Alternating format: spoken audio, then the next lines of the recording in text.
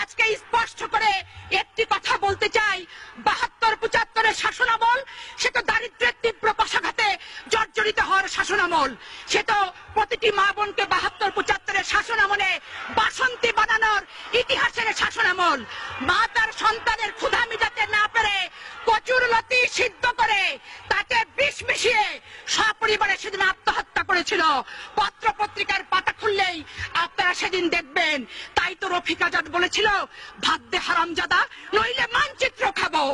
মাননীয় স্পিকার, নারী নির্যাতন এত ব্যাপক আকার ধারণ করেছিল যে ৭২-৭৫-এর শাসনামলে কোন যুবতী মেয়েকে নিয়ে মা তার মেয়েকে রাতের বেলা নিজের ঘরে থাকতে পারতো না। মুজিব বাহিনীর তাণ্ডবের অত্যাচারের অতিষ্ঠ হওয়ার কারণে রাত নাবার সাথে সাথে মা তার যুবতী মেয়ের হাতটি ধরে জঙ্গলে আশ্রয় গ্রহণ করত। মাননীয় স্পিকার, শুধু এখানেই শেষ নয়, ১৯৭৪ সালে শান্তি সেনের স্ত্রী অরুণা সেন, পুত্রবধূ রীনা সিনহা এবং হনুফাকে যেভাবে অত্যাচার করা হয়েছে, হালাখোকা চেঙ্গিস খানের বর্বরতাকে সেদিন ম্লান করে দেওয়া হয়েছিল।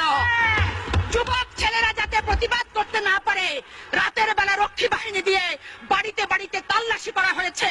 রক্ষী বাহিনীরা যুবক ছেলেকে রাতের বেলা ধরে এনেছে, আর দিনের বেলা তাদের লাশ যেখানে সেখানে তাদের বাবা মা দেখতে পেয়েছে।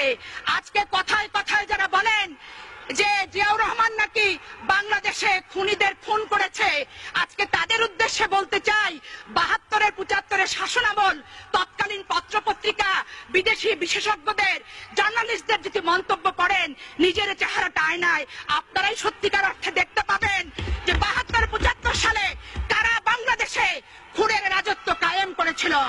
মাননীয় স্পিকার, আজকে প্রশ্ন করতে চাই, ১৯৭৪ সালে ১৬ই মার্চ জাসদের গুলিতে, জাসদের মিছিলে গুলি চালিয়ে সেদিন ৫০ জন জাসদ নেতাকে হত্যা করা হয়েছিল।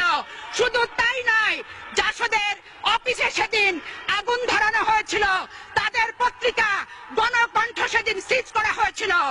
ঢাকা বিশ্ববিদ্যালয়ে ৭ জন মেধাবী ছাত্রকে মেশিন গানের গুলিতে সেদিন নিশ্চিহ্ন করেছিল কার শাসনামলে? মাননীয় স্পিকার, আপনাকে প্রশ্ন করতে চাই, আমি প্রশ্ন করতে চাই, ১৯৭৩ সালে পাবনার জেলখানা থেকে ৫ জনকে রাতের অন্ধকারে দ্বীপচরে নিয়ে যে নির্মম নিষ্ঠুর ভাবে হত্যা করে বাংলাদেশের ইতিহাসে প্রথম জেল হত্যার ইতিহাস কারা সৃষ্টি করেছিল?